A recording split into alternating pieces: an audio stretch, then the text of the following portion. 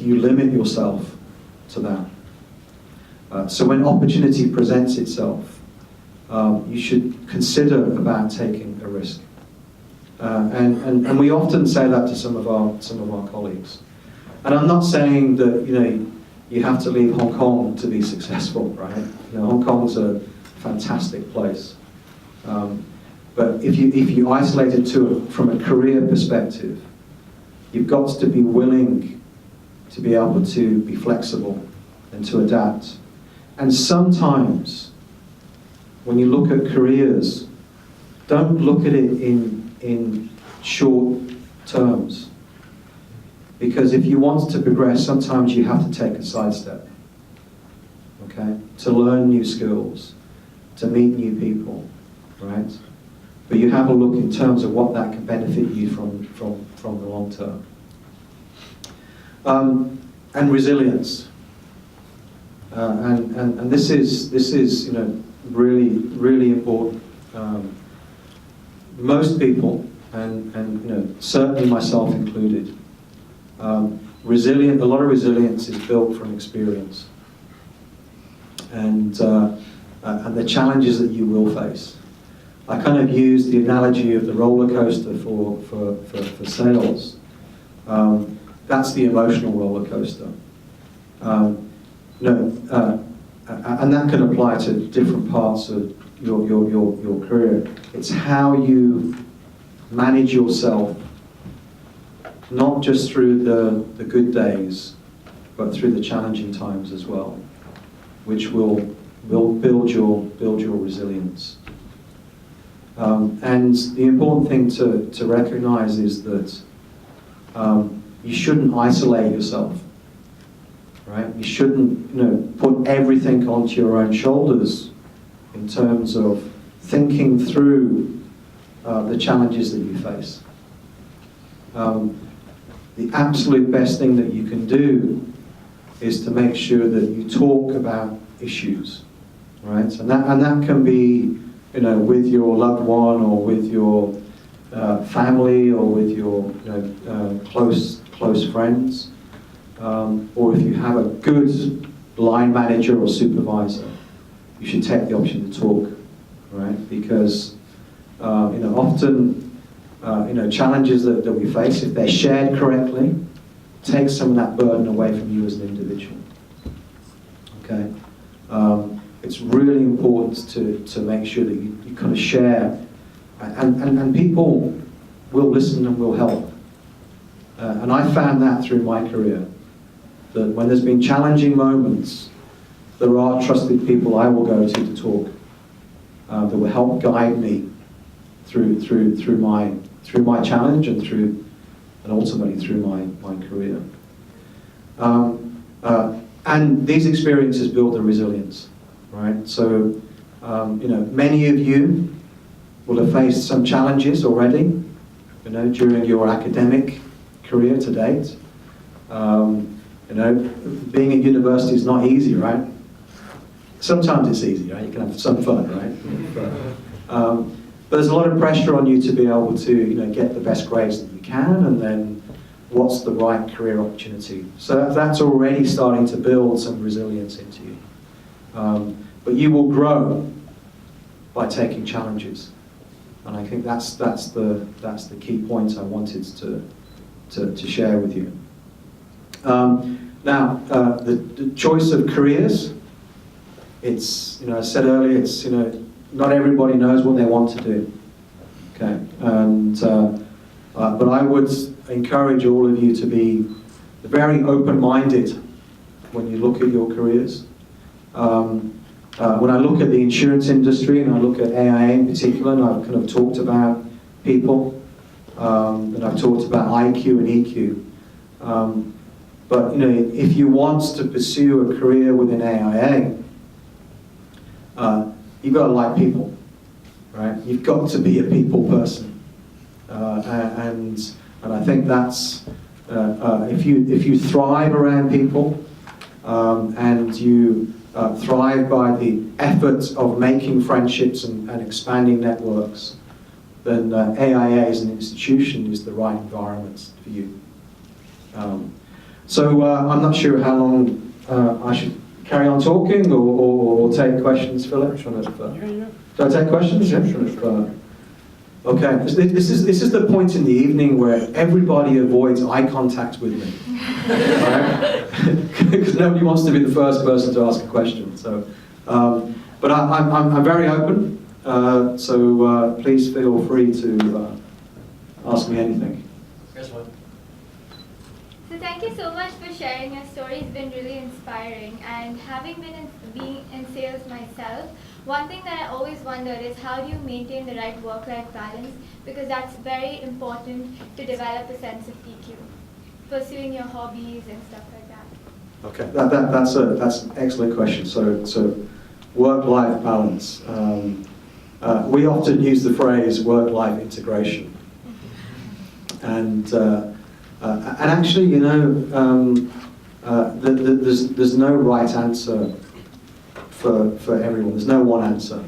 I think it's about understanding the priorities in your life, right, and being able to manage them, and realizing that 24 hours in a day is actually a lot of time, right? And it's amazing how much time we waste. So I can give you, the benefit of an old man, right? That just over 4 years ago, I had a quite serious health scare, and when you go through that moment in your life, you are very rational in terms of what's most important to you, and it was a kind of very clear reminder to me that, you know, my wife and my family were at the top of that pyramid. Now, and, you know, of course, health and work and friends and kind of. So you have to be very clear in your mind. You don't have to have a health scare to work this out, right? You have to be very clear in terms of what's most important to you, and how you want to allocate your time and your energy. You know, so I'm a very committed family man, right? I've got 12-year-old twins, and you know, so the weekend for me is all about my family. Running a business as large as AA Hong Kong, then you know, obviously Monday to Friday takes up a lot of my time. But you know, when there's important family matters, then I make sure I make the time for that. I'm also very disciplined around my exercise. So I exercise 4 times a week. I think that's important, that you have to have a healthy body to be able to make sure you've got a healthy mind as well. So I kind of try to find the right balance in terms of family, health, and professional. I used to play a lot of football. I can't do it now. The kids have just run past me now. But I do enjoy playing sports. If I can play golf, I will. I don't play as often as I'd like to because it takes up a lot of time. But I'm very clear around the priorities of my life. I have a question. So I'm an actuarial student, so I'm pretty risk averse. Yeah. But as you said, you need risk and resilience. But when you were moving from, say, like Hong Kong to a very less developed country like Indonesia in the early stages, the mid stages of your career, yeah, or like to Brunei, which is an even smaller country, which you don't really have knowledge of, I was wondering what was your thought process going on in your mind? You know, like going to a place where you know that you'll be maybe less cushy or like less comfy, I would say. What was your thought process when making that decision? Yeah, so when I was offered to be the general manager in Brunei in 2002, the then president of AIA, Frank Chan, rang me up totally out of the blue, and he said, Peter, do you know where Brunei is?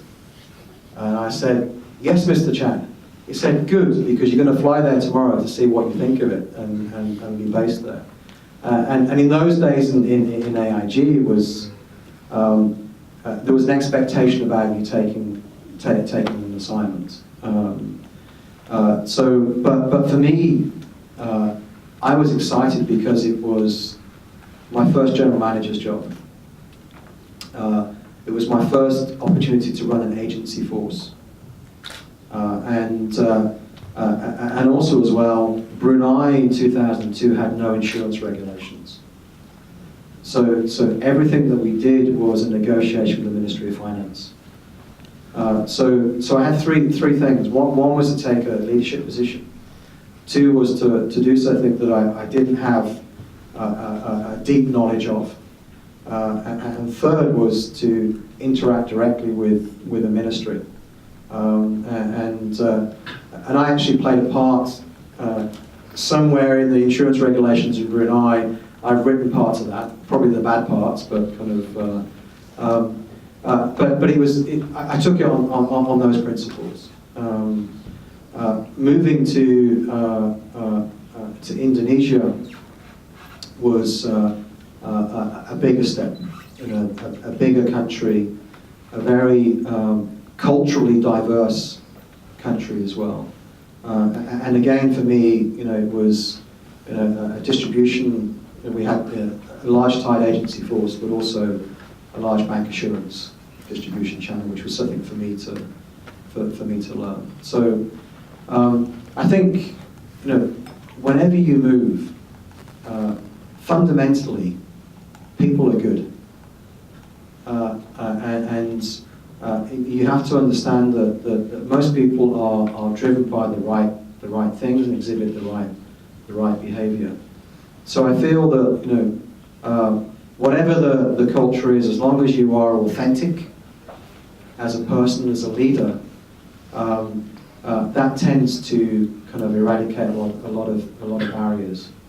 And you've got to throw yourself and enjoy it. And I've had so many fun stories in the countries that I've been in. Have I got time to share one story? Sure, yeah, absolutely, yes.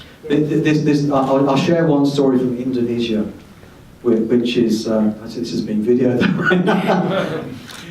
But anyway, this was 10 years ago. And so I traveled all around Indonesia.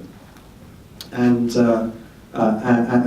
we used to do some CSR, some corporate social responsibility activities within the country.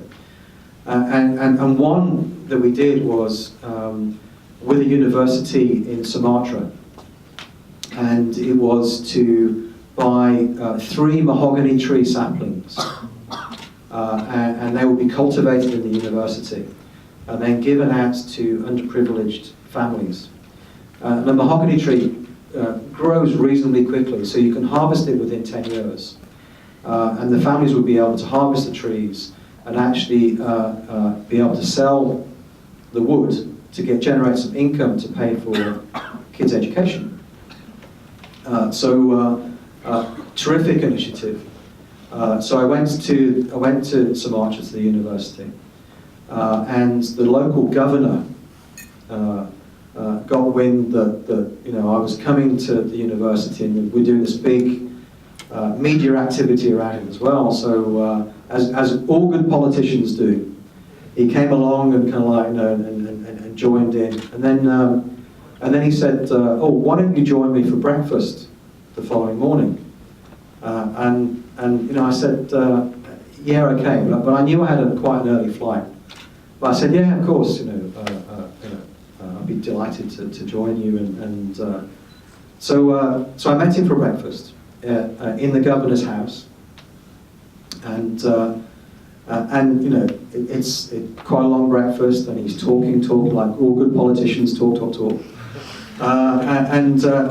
And I'm getting a little bit of anxiety creep because I have to catch a Garuda flight back to Jakarta. So I kind of like try to discreetly kind of get my watch and look at the time, right? And he caught me. And he said, Peter, are you in a rush? And I'm like, no, sir, it's okay, it's okay. He said, what, you've got to get a flight. And I said, yeah, the flight leaves in 30 minutes.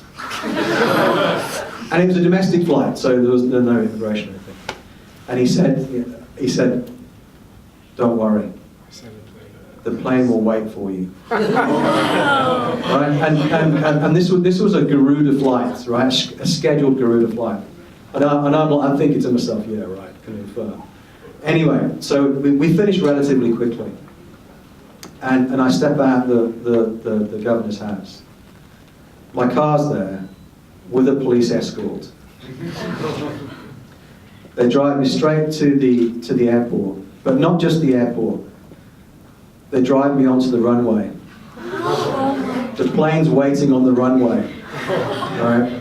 And I'm kind of like, I get onto the plane, and everybody's like craning their neck to see who's the guy who stopped the flight, right? So I've got my head down, kind of trying to ignore everybody. But and I've got lots of funny stories on this, but it just demonstrated to me that in countries like that, the power that a provincial politician has to be able to stop a scheduled flight. I mean, that's amazing, to be honest. But the point is that when you realise that going into different countries, because it's always different in different places, is that particularly dealing with government officials, you have to be polite but candid, and as a foreigner, helpful. And when we deal with emerging markets and developing markets, it's really a case of coming from a developed market, coming from a sophisticated financial services organisation. Our role in the country is not just commercial. We have a role in the country in terms of adding value, and that's in terms of financial acumen, capital markets, etc., etc. So we have to demonstrate that we add value, and that's the thing that I think is genuinely appreciated by the people that we interact with. But a very long answer to your question. Sorry, but I hope it helps. All right, we'll take one more question, okay? One more question and that's it. Oh, okay. Another question actually. Right there. So, I myself work in the compliance field for a couple of years right now, and then, so I would imagine AI as a global organization will actually face a lot of challenges from the regulatory changes nowadays. Going back, you also mentioned the financial crisis back then in 2008. Part of that is because of the lack of regulations that governs all these financial institutions. So, and also with the continued rising of insurtech, so I guess people who work in insurance are getting a lot of challenges on a daily basis. So as a leader, how do you continue to motivate these people to strive for better results and just to continue to push forward? So I think there are post the global financial crisis, two things have really emerged in importance. One is compliance, and the other is risk management. So when you look at compliance, you can either be intimidated by compliance, or you can embrace compliance, and you can also help to shape the regulatory environment. So we, as an organisation, choose to embrace compliance and to be able to be very interactive with our regulators, our home regulator here, the Insurance Authority now, or other regulators like the MAS in Singapore or APRA in Australia, to work collaboratively with them and also with the life insurance associations to be able to shape the regulatory environment going forward. And actually, you know, most regulators are looking for that, because ultimately we're the subject matter experts, right? You know, we just need to make sure that we have the kind of right guiding principles in place to conduct business ethically and in the interests of you know, essentially the consumer, right? Also, as the other elements around risk management, and that's the thing that you know, again, you know, that is a contemporary element of all large organisations now, and building capability around that, and as we look towards, you know, strategic plans for organisations, is looking over the horizon in terms of what's going to impact or influence the business, whether it's operational risk or financial risk. And again, that's you know, that's a growing part of an organisation. So so compliance, you know, to your question, you know, could it be more cumbersome for an organisation? Yeah, clearly, right? Kind of, but again, you know, it comes down to, you know, for example, if we look at our sales environment and look at the way that we you know, present ourselves, and we conduct a financial health check, and we do needs-based analysis. That's the thing that we do, you know, rigorously through training of our people and through the adoption of technology. So all of our financial planners use iPads. So everything is on the iPad, and that's the thing that we're very, very committed to building, to make sure that we are at the optimum level around compliance, and making sure that we are positioning ourselves correctly with our existing customers and potential customers. But also as well, you know, I also see that having that one tool is also incredibly efficient as well, because, you know, it's leading us to a world of straight-through processing and getting rid of paper. So there are elements here that they can be actually kind of mutually work together to get the right outcomes. Okay. Is it good? Yes?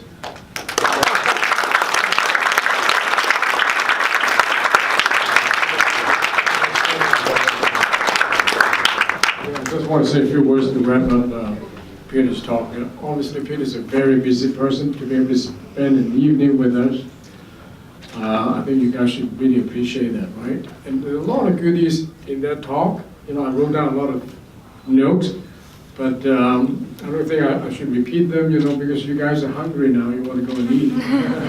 Yeah, and don't show the video in Indonesia, right? Two things, you know, I'm glad you didn't go to the army. I'm glad you didn't get accepted by Sandhurst. Sandhurst royalties actually went there. Yeah. Right, you know, all the, you know, prince and, not princess, but Prince Harry and Andrew and whoever, you know, they actually went to Sandhurst. And the other thing is, I'm glad you didn't go to Russia, you come to Hong Kong. So your destiny is here in Hong Kong. And actually, his talk dovetails a little bit with my little 5-minute introduction at the beginning when I said that, you know, direction determines destination, right? Direction determines destination, or destiny. So we don't really want to get into the, you know, the heavy-duty planning stuff. But you do really have a single direction that you really want to follow. You know, your students here, by next year, maybe you already graduate. Okay, you want to get a job, you want to get into a company, you want to get into a specific industry. So start planning, right? So you have to have a direction. Okay, and if you believe, you know, AIA is your destiny, insurance is your destiny, or financial management is your destiny, maybe a company like AIA is your destination. Okay, and someone asked me before the talk, Is AIA the largest company in the world? At that time, I didn't know, but now I understand it is. Right, by market cap, AIA is the largest insurance company in the world. Something like US 120 billion, Yeah. Maybe 130, I think. maybe 130 billion US. It's a big, giant company. And you're standing in this company right now at this moment. This is the largest insurance company in the world. So please consider that as your possible career. And if you do, I don't know, you could stay a little bit to talk to people. I think Peter tonight is not as busy, and he's going to stick around a little bit. You want to talk to him, you want to talk to Francis, right there. One of the top agents in AIA in Hong Kong as well. Talk to Francis, talk to Peter, and get your career started. Okay? Can I just add? Can I just Sure. add? You don't have to have the same hairstyle as me and Francis. All right, yeah, right, this is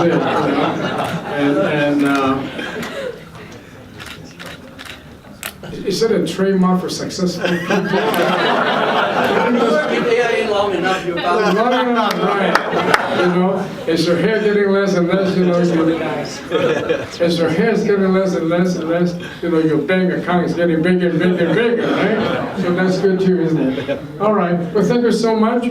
Let's just, move around to the table, have something to eat and something to drink, but most importantly, talk to some of us who are, I know that in a minute, who are actually in business. We have the lawyer here, we have a medical doctor there, Conan, right? Yeah, we have a medical doctor there, we have a lawyer there doing good, big, serving big, business accounts. So talk to Eric, talk to Conan, obviously talk to Francis, and talk to Peter. Okay? All right. So thank you so much again. All right. Hands up here, right? Because we've got a mixture of undergraduates and graduates, right? Yes, Yeah? yes, we do. More undergraduates. All right. So hands up here who knows exactly what they want to do career-wise. Yeah. Yeah. So we've only got a few hands, right? That's okay, right? Because not all of us, when we kind of get to 20, 21, 22, early 20s, not all of us really know what we want to do. Okay, and it's in forums like this you get the opportunity to network and talk about things. Now, when I was younger, I knew exactly what I wanted to do, and that was to join the British Army. And I was very, very fortunate to be sponsored by a regiment, and I was going to go to a college which is called Sandhurst. And Sandhurst is the military college for officers of the British Army. And I was so pleased. I only had one interview left to get into Sandhurst. And I used to play competitive football in the UK. And I played on a Sunday, and I broke my leg playing football. And I couldn't make my final board interview at Aldershot Barracks to get a rubber stamp to go to Sandhurst. And because of the injury I sustained, I had to have 3 operations. And the British Army said, "I'm really sorry, we really liked you before you broke your leg, but you're not going to be fit enough for what you want to do." And I was being sponsored by a combat regiment. And I had no plan B, right? I was literally, a young man with no plan B.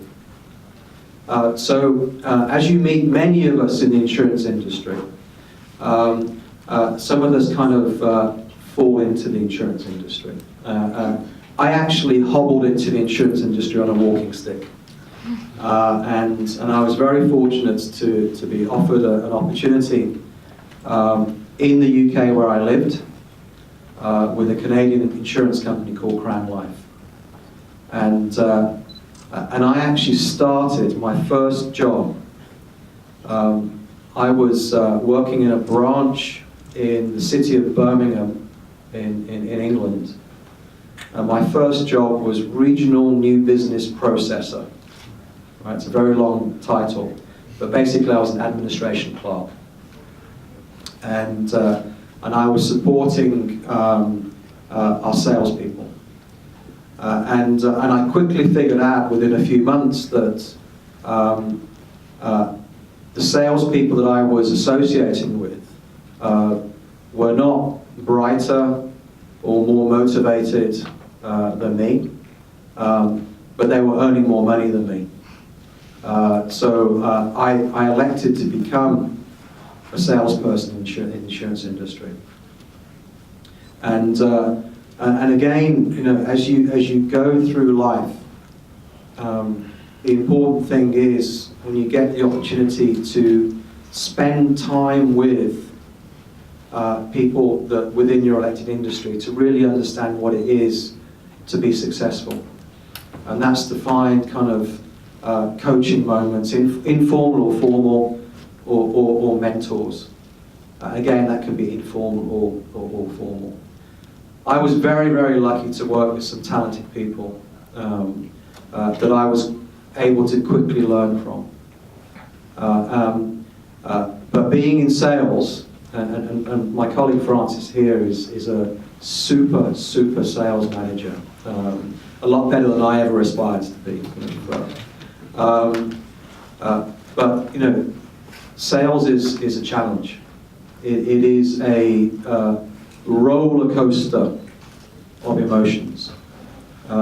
Some days you can be really kind of feeling good because you know you've maybe closed sales, you can attract the right type of client. Other days it can be pretty tough when people say no to you. But you know, that's one element of resilience that I'll talk about a little bit later. So I joined Crown Life. I went into sales, and I was offered, and I was in Birmingham in England. I was offered the opportunity to move down to our head office just outside of London, and you know, as a young man, this was an opportunity, and this was a risk that I took to take a sales manager's job in just outside of London. And you know, in an area I wasn't familiar with people I wasn't familiar with. But I felt that, you know, taking that leap would be character building and would provide a challenge for me. And that really kind of got me really motivated around being the best that I can be in sales. And I quickly found out that the best salespeople are not necessarily the most smartest people. They're not necessarily the best intuitive salespeople. The most successful people and the most sustainable people in terms of results are the ones that technically really understand their product, understand the competitors' products, but really embrace what we call activity management. And that is to be in control of your schedule and maximizing every moment of your time, not just to pursue new business, but also to foster deeper relationships with the customers that you bring onto your within your portfolio and with your organization. So I was with Crown for 4 years, and then a company called Swiss Life UK at the time offered me an opportunity to join them, and I was running a branch office in the UK, essentially doing employee benefits, and that's kind of, you know, for you, that's kind of like group medical and group life schemes for employers, and I was pretty successful to the extent that AIG approached me and offered me the opportunity to join them. And that was really because I was taking so much business away from AIG that they wanted to defend themselves by having me work for them. And Swiss Life was a fantastic employee caring organization. Lovely people, nice environment. And I joined AIG, and it was not quite the opposite, but it was very results orientated. Very focused on delivering the right results and the right results quickly. Very fast-paced organization. But the thing that really drew me to AIG was that it was a truly global, English-speaking multinational organization. And the person I was replacing in AIG, they were moving to work in New York. And that really attracted me because I had the aspiration then to want to work overseas. So I was with AIG for 4 years in the UK, again, principally focused on employee benefits. I was running a branch office, but I had a personal sales target as well. And 3 out of the 4 years I was in the UK, I was worldwide top salesperson for AIG for employee benefits. And I was very driven in that respect to drive those results and get noticed. Because if you're the top salesperson, people take notice of your results, and I felt that was the right way to kind of get me noticed, to get an opportunity to work overseas. So that opportunity presented itself in 1997, where I was offered 2 opportunities. One was to move to Russia, to live in Moscow. AIG at the time had just got their license for Russia. The other opportunity was to come to Hong Kong, and that was to join the team that was setting up the business for the Mandatory Provident Fund, the MPF. Now, I made a very kind of detailed decision process. I hate cold weather. So Moscow was out, right? So I was very focused in Hong Kong, but I didn't know anybody in Hong Kong. I knew one person in Hong Kong, and I was single at the time, so it was kind of okay. Then I'll take the opportunity to come, and really coming to Asia and seeing the scale of AIA again was something that was really eye-opening for me at the time. So I've been in Asia for 21 years, all with AIA. I've had a mixture of different roles. I've worked in countries, and I've worked in our regional office. And I think once you make the first leap of faith to come to a new country to work, really, you've got to, throw yourself into it and try and do the best that you can to understand the people and culture. And I've tried to do that as I've taken other overseas assignments as well. So I've been the CEO in Indonesia, the CEO in Australia. Obviously, Australia is easier because they speak English, right? Although with a funny accent. And I've been back in Hong Kong for the last just over 5 years. And I've been in, so you can figure out, I've been in the insurance industry for nearly 32 years. It's hard to tell, right? You can't. Starting when I was that tall. I have to say that the role that I have now, I enjoy myself more now than I've ever done in my whole career. And that's simply because I work with great people. When I have the opportunity to get out of my office, which I try to do as frequently as possible, and whether I meet my colleagues or I meet our fantastic agency force, I take energy from them. That's what really kind of motivates me and inspires me every day in terms of the people I work with. And I'd like to think that in AIA, that's what sets us apart from other institutions. And often when people join our organization, and when I talk to people about careers. But often when people join our organization, they tend to stay with us a long time. And it's the people element that makes a difference. I could talk long and hard about all the effort that we put around leadership and development, the training courses that we have, the contemporary way that we've adopted on training, particularly around digital. And it truly is, I think, starting to become world-class. We have a way to go, but it's starting to become world-class. But essentially, it's the people that make the difference. And we have a very strong sharing culture within the organization that we believe in and that we foster.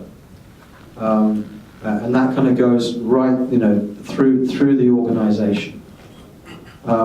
We have an operating philosophy, which is do the right thing in the right way, with the right people, and the results will follow. And I'm always drawn to that. And that's an internal operating philosophy that we focus on. So often, when we look at individuals who wants to join AIA, and we're very, very privileged because we have such great brand equity, right? I think our brand equity is the same unsolicited as McDonald's, right? Everybody knows AIA. And that's a great advantage to us in terms of attracting talent and attracting customers. But when we look at, so we do have lots of people, interested in AIA, and I love that fact. And a lot of smart people as well. But the successful people in AIA, across our institution, it's not just about IQ, it's about EQ. Okay, we absolutely look at people's ability to be able to interact, to be able to play a part of the chemistry of our organization, because the history and the success of our organization has been based on our people, and that ethos will continue going forward as well. So we very much focus around that part. So I talked about risk and resilience. So the risks I took in my career, really were moving countries, being involved with different people, different cultures. I took a risk marrying my wife. She's from Hong Kong, right? The men will know what I mean, right? No, I'm joking. No, she took a risk with me, actually. But careers are about taking risk, and it's very easy sometimes that when you take a job and you become good at that job,